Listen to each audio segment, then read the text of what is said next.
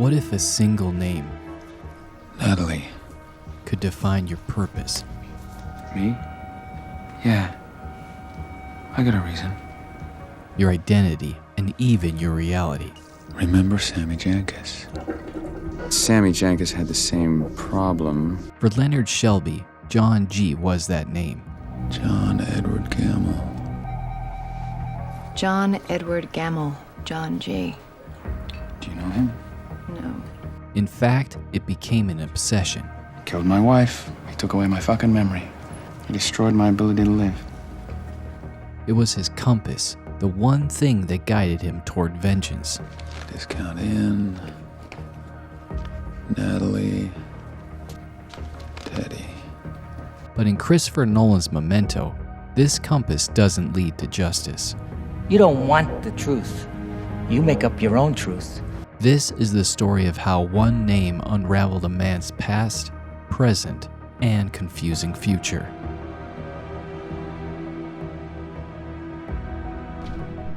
Let's backtrack a little. Imagine waking up every day not knowing who you are, where you are, or what you've done. That's Leonard Shelby's life. And if you're unfamiliar with this story, this is Christopher Nolan's second movie and a collaboration with his brother Jonathan. A screenplay out of it. By the time I graduated, he'd written the script, put the finances together, and we went straight into it. Basically, after a brutal attack left his wife dead, or so we thought, and him with severe brain damage, Leonard's world became a constant reset.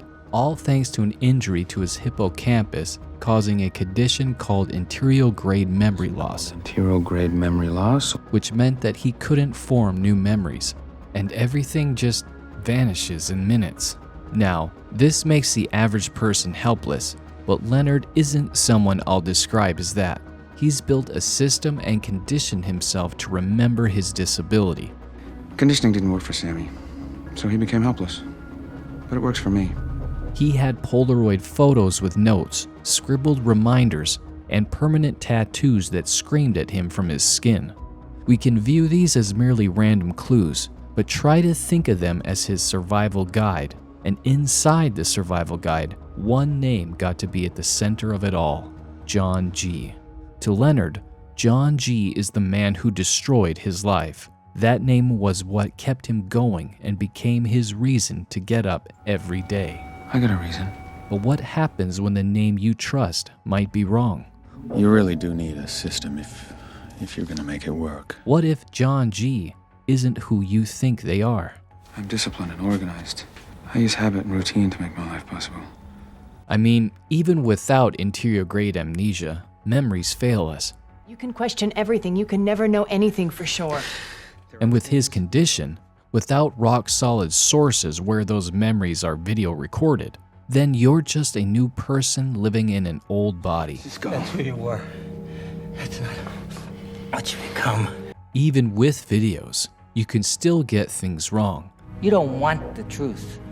You make up your own truth. And the truth is that movies like The Machinist or Shutter Island play with a similar idea. They forced us to question the reality of the story we're watching.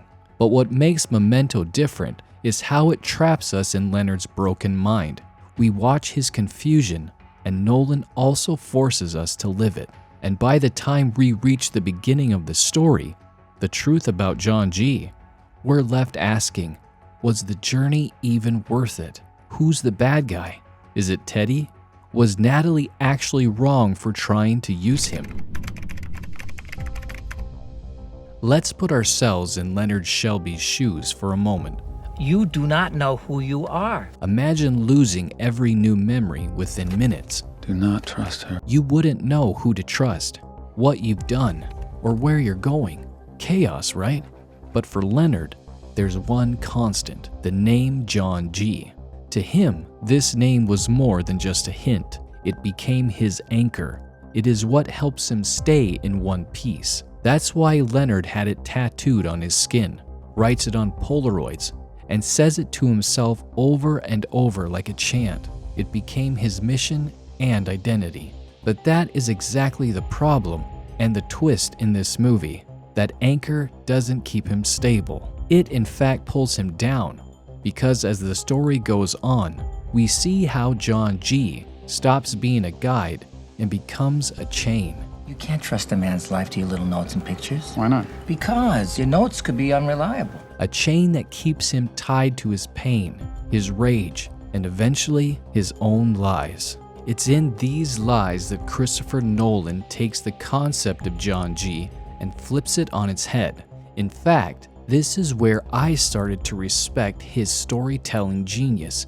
When you watch Memento, you start to see John G. as more than just one person. It's an idea, a weapon, and everyone, Teddy, Natalie, even Leonard himself, uses it for their own purposes. Let's start with Teddy. He first seemed like a friend. He was constantly guiding Leonard, helping him piece things together. Then, You don't want the truth. You make up your own truth. that line there is the key to understanding Teddy and the movie itself. There's plenty of John G's for us to find. See, if you watch that movie chronologically, which is like watching Memento from the backwards, you'll easily see that Teddy admitted, Real John G. I helped you find him over a year ago. He's already dead. but because of his memory condition, Leonard doesn't remember. So what does Teddy do? He uses Leonard's obsession to manipulate him into killing others or anything he wants him to do. Just anyone Teddy decides deserves it. It's exploitation, pure and simple. And then there's Natalie, the bartender. In one breath, we can see her as just as manipulative as Teddy, who also used Leonard's condition to her advantage. She sees his obsession with John G. as an opportunity to settle her own grudges.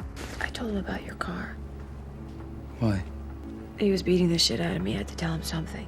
We can say that for her, Leonard isn't a person. He's a tool. Or we can say we see Natalie that way due to the film's reverse chronology. In fact, I was initially led to believe that she is just an innocent bystander whom Leonard is simply helping out. However, as the film goes back in time, we learn that Natalie sees Leonard as a perfect pawn due to his condition. You can't get scared, but hey, can you get angry? Yes. She even goes so far as to taunt Leonard over his dead wife so that he'll hit her, knowing she can then lie about where her injuries came from. Even lovers. This is all so she can trick Leonard into driving Dodd out of town for her. Who?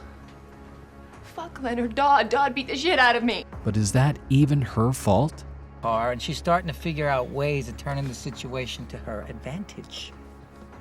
I mean, if my boyfriend went missing and a stranger showed up wearing his clothes and driving his car, I would immediately assume that something was wrong and that was his killer, especially after he describes his situation. You sad freak. Killing Leonard would achieve nothing, just like burning a gun won't bring back someone who is murdered. Natalie realizes that Leonard is just a toy for whoever uses him. So she chooses to go after Teddy, the one she knows is really in charge, while still using him to get to Dodd. I'll just get rid of him for Natalie. Guess what name came up? John Edward Gamble. John G. Okay, so what am I doing? Oh, I'm chasing this guy. No, he's chasing me. And that's why she chose to use the name John G against Teddy, since it fits. And then there's the twist. The moment everything falls apart, or maybe comes together. It depends on how you look at it. So Leonard kills Jimmy, right? But then Jimmy says one word before he dies. Sammy. He said Sammy. How does he know about Sammy? And suddenly Leonard starts questioning everything. Like that word triggers something, a memory, a lie. Who even knows at this point? And that's when Teddy finally comes clean. He tells Leonard that his wife wasn't actually killed in the attack by John G. She survived. See, Sammy's wife came to me. Sammy didn't have a wife. It was your wife who had diabetes. But she didn't survive Leonard. My wife wasn't diabetic. You sure? And that's when the Sammy Jenkins story begins to make more sense. It's his story, Leonard's story. The whole thing about Sammy accidentally killing his wife because of his condition, that's Leonard. He couldn't deal with the guilt of what he did, so he rewrote it as someone else's story to protect himself. And that's why Teddy is right. Well, I guess I can only make you remember the things you want to be true. And what does Leonard do with this revelation? He burns the evidence. He literally destroys the truth and then rewrites the story again. This time, he makes Teddy his new John G. In your case, Teddy, yes, I will. Why? Because Leonard needs a target. He needs a reason to keep going. Without it, he's got nothing. You're John G. So you can be my John G. It's not about justice anymore. It's about purpose. And in that moment, it's like you stop rooting for him. In the beginning, you're totally on his side. Like, yeah, get that John G. But by the end, you're kinda terrified of him. Leonard becomes this force. Someone who doesn't care about the truth as long as the lie keeps him moving.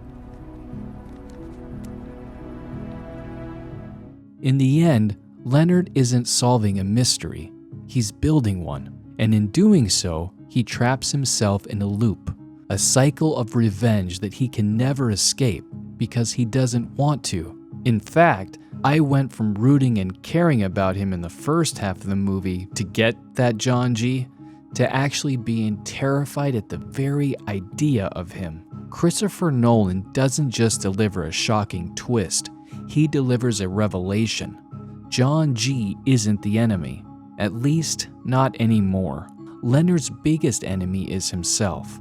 That is what makes Memento so clever. It not only makes you think about Leonard's story, but also makes you reflect on the stories we all create for ourselves.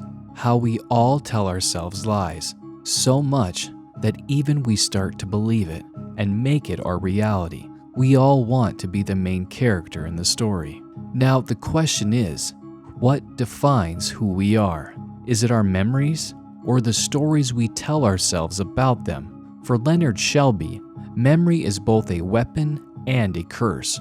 Without it, he loses his sense of identity. But the truth is, even with his system of Polaroids and tattoos, Leonard is just as lost. We all need mirrors to remind ourselves who we are. I'm no different.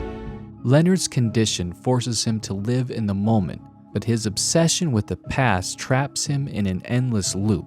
He believes the name John G gives him purpose, but it's really just masking the deeper question. Without his revenge, who is Leonard Shelby? This theme isn't unique to Memento. I saw something similar in Eternal Sunshine of the Spotless Mind and Shutter Island. They also explore how memory shapes identity. But while those movies offer some sense of resolution, Memento leaves us with ambiguity. Leonard isn't just unreliable, he's unknowable, even to himself. Another thing is how revenge stories usually follow a simple formula. The hero finds the villain, serves justice, and moves on. But Memento breaks that mold entirely. Leonard doesn't find closure, he finds chaos. At its core, Memento asks, is revenge ever truly about justice? Or is it just a way to fill a void? For Leonard, the answer is clear. He doesn't want closure. He wants purpose. Me? Yeah. I got a reason. And if the truth gets in the way, he's more than willing to rewrite it. In this way, Leonard becomes his own worst enemy. His lies aren't just mistakes, they're survival tools. The name John G isn't the truth, it's his shield. By the end, we realize that Leonard's quest isn't about avenging his wife, it's about avoiding himself. Okay, so you know what else is wild about Memento? The way Christopher built the story. It feels like a maze you have to figure out while you're in it. And that reverse timeline actually puts you inside Leonard's head. The guy's memory resets every few minutes, and the movie forces you to feel that same confusion and discovery over and over again. And get this, the movie starts at the end and then ends at the beginning. By the time you finally understand what Leonard's done, and trust me, that moment hurts, you're right back where you started. It's so genius, but also kinda devastating.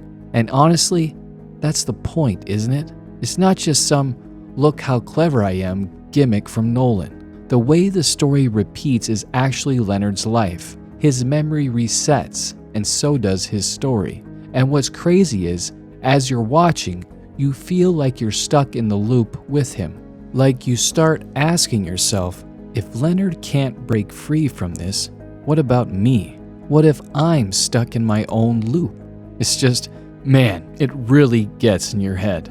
At its heart, Memento is about the stories we cling to, whether they're true or not. Leonard Shelby's journey may start with the name, but it ends with a revelation. Sometimes the lies we tell ourselves are the only things keeping us going.